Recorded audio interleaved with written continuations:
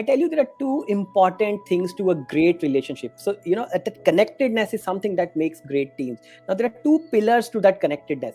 One pillar is vulnerability, another one is trust. There's no trust without vulnerability, yes, and there's no vulnerability without trust. If these two Mm-hmm. things are there, you build a great relationship with your teams, not just with your with your team, but with anyone. But what comes first, if you ask me? Trust come first or vulnerability come first? I say vulnerability come first. Allow yourself to open up, talk about your failure, talk about your weaknesses, talk about things that you don't know, talk about things that are hard for you with your team. See how they open up with you. They don't like to open up. Any If I'm feeling vulnerable, I'm feeling weak and emotionally down, I would not like to talk to an emotionally strong person, because I feel the other person will judge me as weak.